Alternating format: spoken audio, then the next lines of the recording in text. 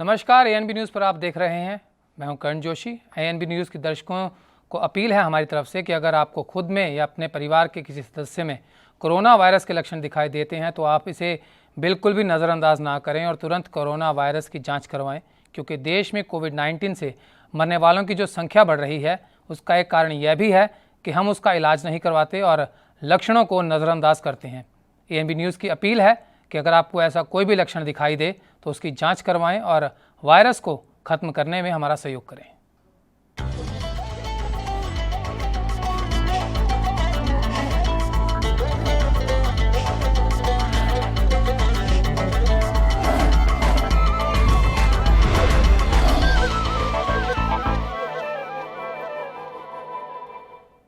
पूर्व राष्ट्रपति और भारत रत्न प्रणब मुखर्जी कोरोना वायरस की चपेट में आ गए हैं। प्रणब मुखर्जी ने ट्वीट कर खुद इसके बारे में जानकारी दी, जिसके बाद से देश के कई दिग्गज नेताओं ने उनके अच्छे स्वास्थ्य की कामना की। इस कड़ी में मध्य प्रदेश और छत्तीसगढ़ के सीएम ने भी उनके जल्द ठीक होने की कामना की।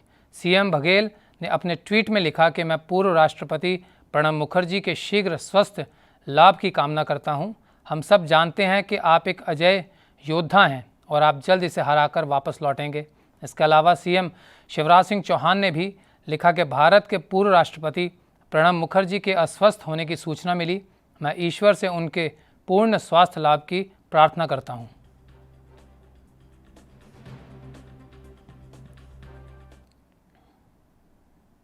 तो मध्य प्रदेश के सीएम शिवराज सिंह चौहान ने आत्मनिर्भर मध्य प्रदेश के तहत स्वास्थ्य और शिक्षा पर आधारित एक वेबिनार का आयोजन किया। इसमें केंद्रीय शिक्षा मंत्री रमेश पोखरियाल भी जुड़े। इस दौरान सीएम शिवराज सिंह चौहान ने कहा कि आत्मनिर्भर भारत तभी बनेगा जब राज्य आत्मनिर्भर होगा।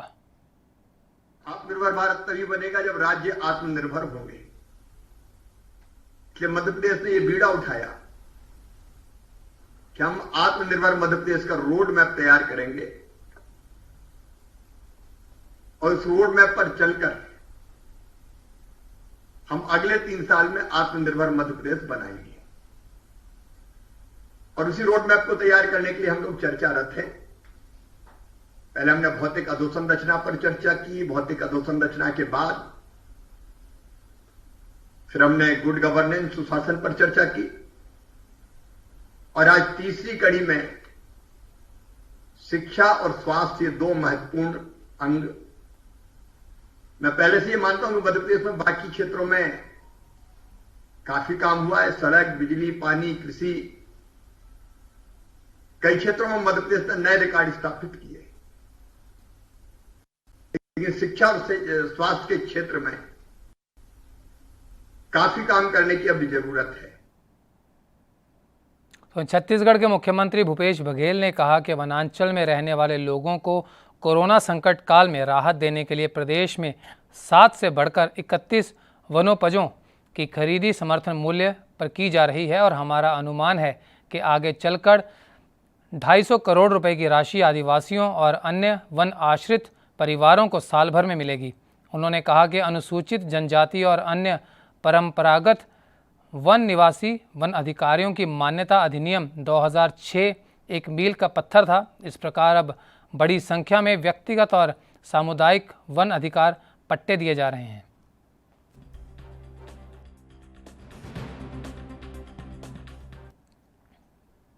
तो छत्तीसगढ़ में यात्री बसों का संचालन अनिश्चित काल के लिए टल गया। बस मालिक संघ ने अपनी 8 सूत्रीय मांगों को लेकर परिवहन मंत्री मोहम्मद अकबर से मुलाकात की और अपनी समस्याओं से उनको अवगत करवाया, लेकिन यह बैठक बेनतीजा रही। सरकार और बस मालिक संघ के बीच समन्वय स्थापित नहीं हो सका और इस वजह से बस मालिकों ने अनिश्चित काल के लिए बसों को चलाने पर रोक लगा दी।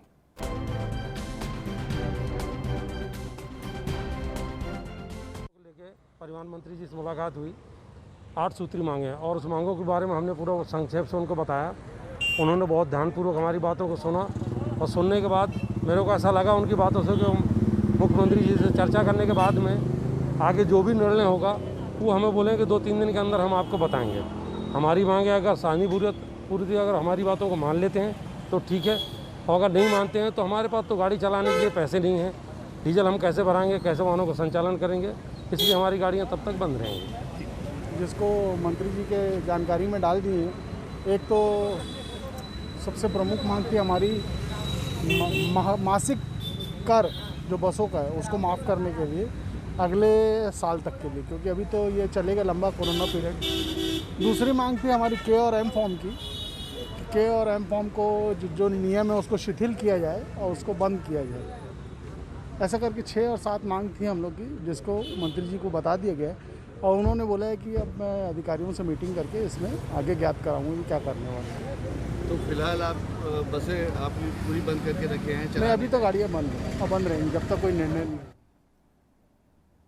तो वहीं आने वाले त्योहारों के मद्देनजर मध्य प्रदेश के गृह मंत्री नरोत्तम मिश्रा ने प्रदेश की जनता से अपील की। उन्होंने कहा कि आने वाले दिनों में प्रमुख त्यौहार आ रहे हैं। प्रदेशवासियों से हाथ जोड़कर विनती है कि वो कोरोना संक्रमण के खतरे के मद्देनजर सभी त्यौहार अपने घरों में परिवार के साथ ही मनाएं और कोरोना नियमों की पालना करें। एक बार पुनः आपके माध्यम से जनता तक ये बात पहुंचाना चाहूँगा केंद्र की गाइडलाइन की, क्योंकि ये त्योहारों का महीना है। लगातार 1-2 महीने तक, मतलब देव उठनी 11 तक त्योहार ही त्योहार है। जन्माष्टमी आ रही है, फिर गणेश चौथ है, नवदुर्गा है, दशहरा है, दिवाली है, देवउठान है, लगातार सीरीज है। इसलिए प्रार्थना आप सबके माध्यम से करबद्ध कि कोई भी गणेश जी की प्रतिमा को सार्वजनिक स्थान पर न लगाएं, वो घर में पूजन करें। न तो जलूस निकलेगा गणेश जी के विसर्जन का, न ताजिए निकलेंगे मुहर्रम के, न नवदुर्गा की झांकियां लगेंगी। कोई भी राजनीतिक कार्यक्रम नहीं होगा, कोई भी सामाजिक कार्यक्रम नहीं होगा, कोई भी धार्मिक कार्यक्रम नहीं होगा, कोई भंडारे वगैरह नहीं होंगे। जो केंद्र की गाइडलाइन में 5 की बाध्यता है वो यथावत जारी रहने वाली है। तो वहीं मध्य प्रदेश के रीवा में अस्पताल प्रशासन की बड़ी लापरवाही सामने आई। परिजनों ने अपने मरीज का शव गायब किए जाने का आरोप संजय गांधी अस्पताल पर लगाया। परिजनों का कहना है कि उन्हें कोई भी जानकारी नहीं दी गई, जैसे वो दूसरों के सहारे चल भी लेता था। मरीज ठीक हो रहा था, उसे कोरोना था या नहीं, इस बारे में भी परिजनों को सूचित नहीं किया गया। लेकिन अब परिजनों ने अस्पताल के सामने हंगामा किया और मांग की कि अगर उनका मरीज जिंदा है तो जिंदा, या मर गया तो उसका शव उन्हें दिया जाए। लेकिन परिजनों के अनुसार सीएमओ ने उसके शव को जलवा दिया है।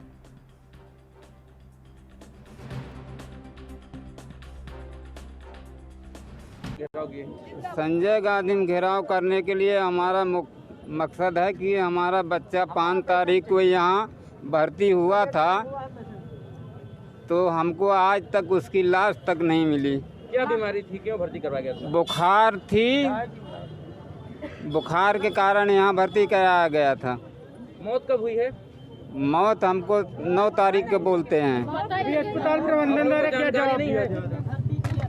आप हमको जिंदा बच्चा चाहिए। हम जिंदा छोड़ के आए हैं, क्योंकि एक आदमी का सहारा लगा देते थे तो वो बच्चा चलता था। क्या नाम था आपके बच्चे का? राम विशाल। उसकी बॉडी कहाँ है? बॉडी नहीं है, हमको तो वही नहीं मालूम। बच्चे की बॉडी ही लापता हो गई है। हाँ, बॉडी ही लापता है। हमको कहते हैं कि उसको तो दफन हो गया। उन्होंने क्या बोला? सीएमओ साहब हमसे ये बोले कि जो आपकी डेड बॉडी थी उसको मैंने जलवा दिया। तो मैंने ये सवाल किया कि जब आपने डेड बॉडी को जलवा दिया तो हमें क्यों नहीं सूचित किया गया कि इसकी डेड बॉडी हो गई है, मैं जलवा रहा हूँ। तो इसमें क्यों गलती ऐसा कर रहे हैं, हमको बताना चाहिए।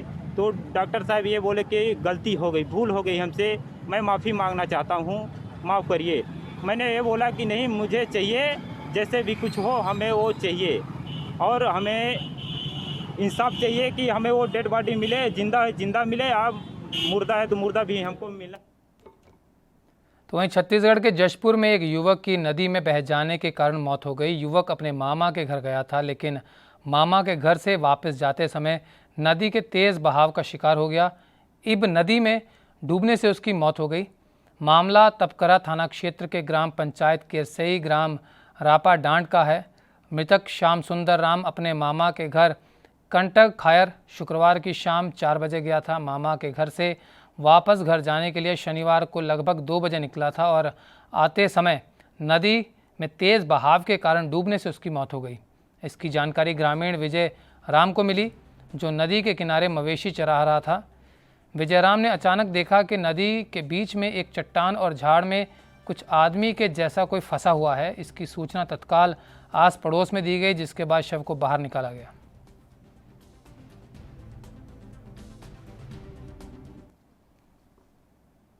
तो मध्य प्रदेश के ग्वालियर में क्राइम ब्रांच ने कार्रवाई करते हुए 2 तस्करों को काबू किया। तस्करों पर अवैध हथियारों की तस्करी के मामले दर्ज हैं और मौके पर भी दोनों आरोपियों से भारी मात्रा में असला बरामद किया गया। दोनों के नाम राकेश उर्फ कालिया और आकाश उर्फ जग्गू बताए गए। आरोपियों के कब्जे से 32 बोर की एक पिस्टल तथा 40 राउंड और 40 कारतूस 9 mm बोर के बरामद किए गए। साथ ही देसी कट्टा भी कब्जे में लिया गया।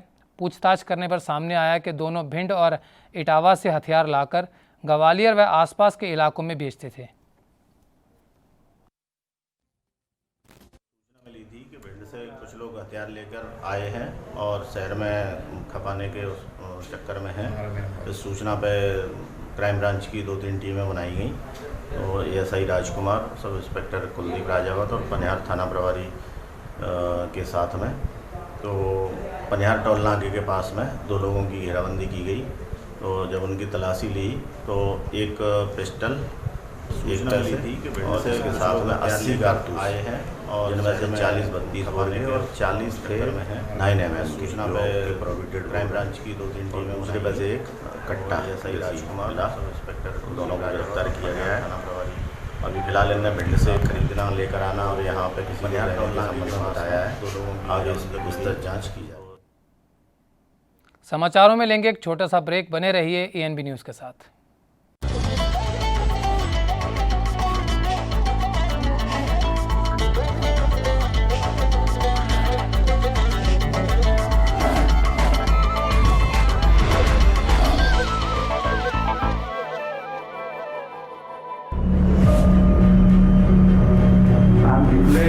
Public health emergency of international concern over the global outbreak of novel coronavirus. Bharat की कोरोना वायरस से जंग। आपको चाहिए पूरी जानकारी के लिए भरोसेमंद जरिया।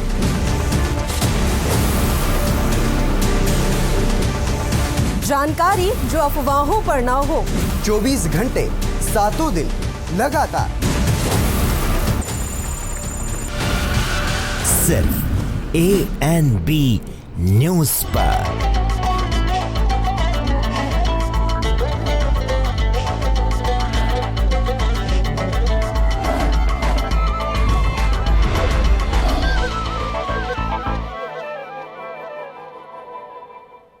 स्वर्णिम मध्य प्रदेश छत्तीसगढ़ में बढ़ेंगे अगली खबर की ओर, जहां काफ़ी दिनों के इंतज़ार के बाद बारिश आई, जिससे लोगों को गर्मी से राहत मिली। किसान भी काफ़ी खुश नज़र आए, लेकिन रात भर चली भारी बारिश से शहर के निचले इलाकों में और घरों में पानी भर गया। शहर के पौष इलाके प्रेम नगर, नर्मदा नगर, दीनदयालपुरम और निर्मल नगर में बारिश का कहर दिखाई दिया। घरों में 3 से 4 फुट तक पानी भर गया।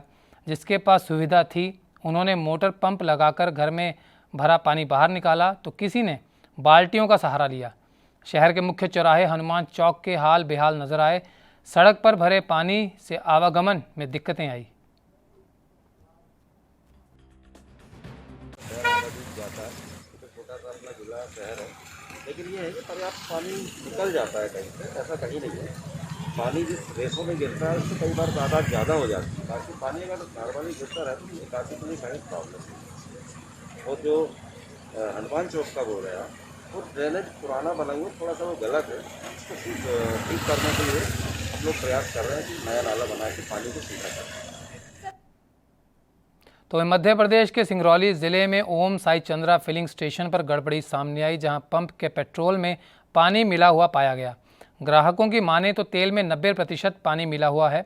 जांच के लिए एक बोतल में तेल भरवाया गया और उसमें भी पानी निकला, जिस पर पेट्रोल पंप के स्टाफ में अफरा तफरी मच गई और जेब पर लगती चपत को देख लोगों ने हंगामा शुरू कर दिया। मामला सामने आने के बाद पुलिस मौके पर पहुंची।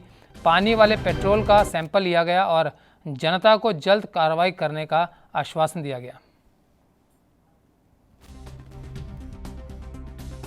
रुपए का डलाए थे तो उसमें छुट्टा पानी निकला। कहाँ आपको कैसे पता चला इसमें पानी है? तो हम जैसे डला के खड़ा किए गाड़ी, ये कि यादव लड़का आया, वो बोलता है मेरा गाड़ी वहाँ तक गई, चालू ही नहीं हो रहा है। वो डब्बे में वापस लाया, हम बोले कि हमारे सामने मीटर निकाला तो उसमें पूरा वाइट दिख रहा है। वो आप उसके बाद में नोजल से चालू करवाया तो नोजल से भी छुट्टा पानी निकल रहा है, उसके बाद में बंद कर दिए। अच्छा, ये जो डिब्बे में रखा हुआ है यही तेल है? जी सर। पेट्रोल पंप डिग्री का जो मैटर आया है वो मेरे संज्ञान में आया है। मैंने अपने वरिष्ठ अधिकारियों को बताया है कि जो भी क्षेत्रीय लोग थे उनके द्वारा ये बताया गया कि ये लोग पेट्रोल और डीजल में पानी मिलाकर के बेच रहे हैं। इसके सैंपल के तौर पर वो लोग ही बॉटल में 2-3 बॉटल में लेकर आए हुए हैं। उनको मैंने रखवा लिया है और एसडीएम सर से मेरी बात हुई है। उन्होंने बोला है कि वो अपने फूड इंस्पेक्टर को भेज रहे हैं, सैंपलिंग लेकर जांच की जाएगी। जांच के बाद जो भी रिजल्ट आएंगे उन पर वैधानिक कार्रवाई की जाएगी। तो मध्य प्रदेश के रायसेन जिले में एक 3 वर्षीय बच्चे आरव सिंह की प्रतिभा ने सबको हैरानी में डाल दिया। ठीक से ना बोल पाने में समर्थ इस छोटे से बालक में निशाना लगाने की अद्भुत प्रतिभा है। बेगमगंज नगर पालिका अधिकारी ओमपाल सिंह भदौरिया ने बताया कि उनके बेटे ने स्वयं ही यह काबिलियत विकसित की और बच्चे की रुचि को देखकर वो आरव को नेशनल शूटिंग एकेडमी में प्रवेश दिलाएंगे ताकि उसकी प्रतिभा को और निखारा जा सके।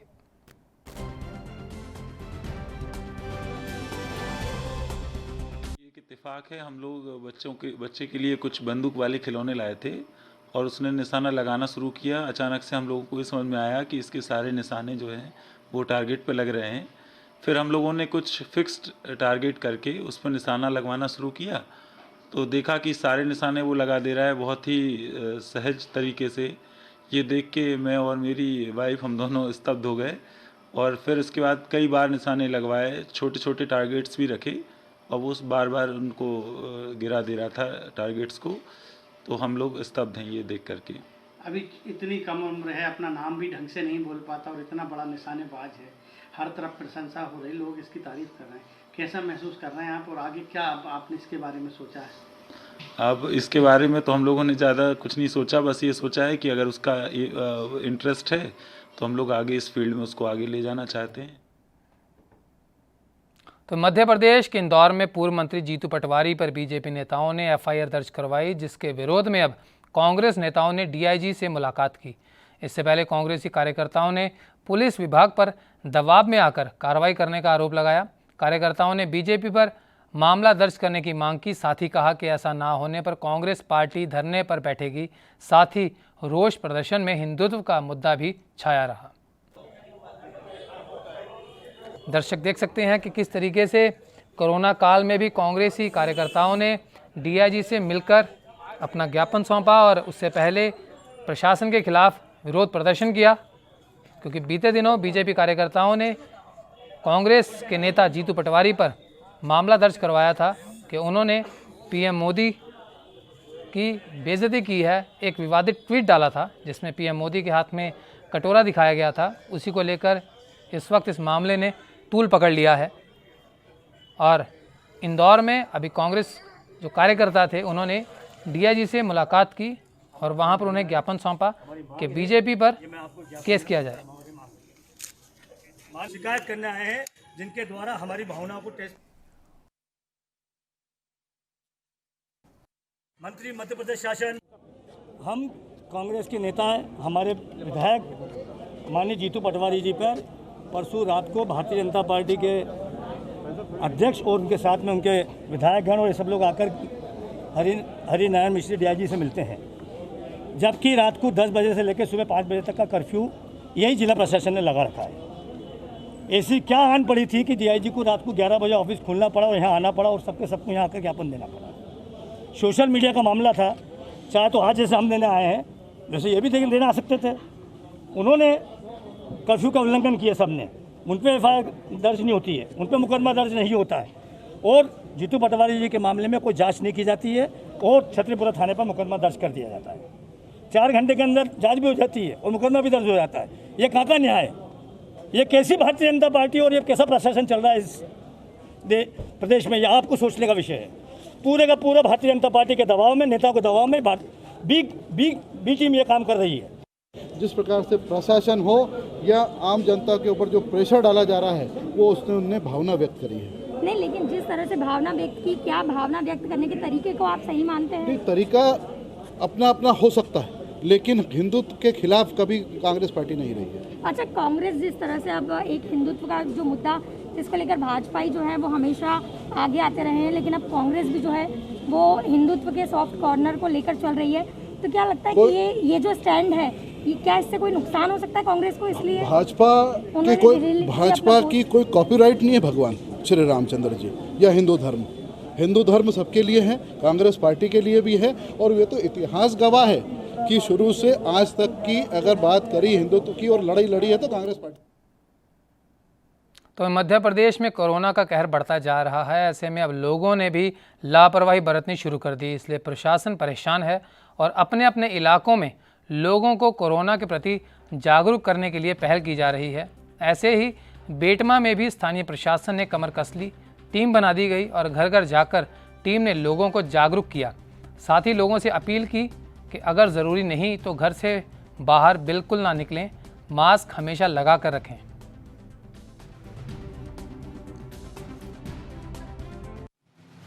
आज यहाँ पे एक मीटिंग आयोजित की गई। सभी आंगनवाड़ी कार्यकर्ता, आशा कार्यकर्ता, कुछ जो शिक्षक हैं, जो जनप्रतिनिधि यहाँ के हैं, जो प्रबुद्ध जन हैं, सभी लोग आए हैं। कुछ व्यवसायी हैं, इनकी हमने एक टीम बनाई है और ये लोग वार्ड वार घर घर जा करके लोगों को मोटिवेट करेंगे, कुछ पैम्पलेट बताएंगे और डू एंड डोंट्स, क्या करना चाहिए सुरक्षा के लिए और क्या नहीं करना चाहिए, ये सारी जानकारियां हम घर में जाकर लोगों को देंगे और उनसे अनुरोध करेंगे कि यदि बहुत आवश्यक है तभी घर से निकलें, अन्यथा की स्थिति में घर पर ही रहें, सुरक्षित रहें। जो ये संख्या निरंतर बढ़ रही है, इसको रोकने के लिए सभी का सहयोग अपेक्षित है। इसीलिए आपके माध्यम से हम बेटमा और देपालपुर के सभी लोगों से ये अनुरोध करते हैं कि जो रूल्स हैं सोशल डिस्टेंसिंग के, जो मास्क पहनना मैंडेटरी है, अगर निकलना बहुत जरूरी नहीं है तो ना निकलें। इन चीज़ों का ध्यान रखते हुए शासन प्रशासन का सहयोग करें, खुद सुरक्षित रहें, अपने परिवार को। एसडीएम साहब के आदेश के अनुसार आज बेटमा नगर परिषद में शौर्य दल का गठन किया गया है, जिसमें कि आंगनवाड़ी कार्यकर्ता, नगर परिषद का एक कर्मचारी, आशा कार्यकर्ता, वर्तमान पार्षद, पूर्व पार्षद और भारतीय जनता पार्टी, कांग्रेस के सभी राजनीतिक दल के एक एक प्रतिनिधि, इन सभी के साथ में रखकर वार्ड वाइज 15 वार्डों में शौर्य दल का गठन किया गया है, जो कि लोगों को एक मास्क का अनेक जिंदगी के अंतर्गत लोगों को जागरूक करेंगे। जागरूक कर कर लोगों को घर घर जाकर ये बताया जाएगा कि आप पर कोई दबाव प्रभाव नहीं है। आपको जो है कोरोना की जांच 100 लोगों को एक वार्ड में 90 से 100 लोगों को करवाना है, तो वो प्रत्येक घर से एक एक जांच हो जाए, जिससे कि सब सुरक्षित रहे और नगर भी सुरक्षित रहे। आज की स्थिति में बेटमा नगर में 30 पेशेंट कोरोना के निकल चुके हैं, इसलिए बेटमा नगर के प्रत्येक नागरिक को, माता बहनों को, सभी को जागरूक होना आवश्यक। तो मामलों को देखते हुए लोगों की जागरूकता के लिए एक जागरूकता का कार्यक्रम हमारे नगर में चालू किया गया है आज से। इसके अंतर्गत जागरूकता रथ बनाया गया है, जो कि पूरे नगर में घूमेगा। इसके अतिरिक्त आंगनवाड़ी कार्यकर्ता और नगर के जितने भी पार्षद महोदय हैं, पूर्व हैं, अध्यक्ष हैं, अन्य लोगों को मिला के, गाँव के जो व्यापारी जितने प्रतिनिधि हैं और गणमान्य लोगों को मिला के एक दल बनाया गया है, जिनके माध्यम से वार्ड वाइज कोरोना से बचाव के उपाय के लिए लोगों को जागरूक किया जाएगा। मास्क के प्रयोग के लिए उनको जागरूक किया जाएगा और सबको कुछ मास्क वगैरह भी हम देंगे फ्री में, पंपलेट छपवाएँ बांटेंगे, ताकि लोग कोरोना से बचाव के लिए सतर्क रहें और उसका पालन करें जो नियम है। तो वहीं धर्मनगरी चित्रकूट में भी कोरोना महामारी ने दस्तक दे दी। एक ही परिवार में पति पत्नी की रिपोर्ट कोरोना पॉजिटिव पाई गई, जिसके बाद से इलाके में हड़कंप मच गया। इसके पहले नयागांव में रह रहे एक स्वास्थ्य कर्मचारी के बेटे की रिपोर्ट पॉजिटिव आई थी और अब चित्रकूट में कोरोना के 3 मरीज हो गए। चित्रकूट में कोरोना वायरस के पैर पसारने से प्रशासन भी चिंतित हो गया है और आनन फानन में ही कोरोना संक्रमित दंपति के घर और आसपास के एरिया को बैरिकेडिंग करके सील कर दिया गया। इसके बाद चित्रकूट के नायब तहसीलदार ऋषि नारायण सिंह और थाना प्रभारी रामविलास त्रिपाठी ने स्थानीय लोगों को सावधानी और एहतियात बरतने के निर्देश दिए।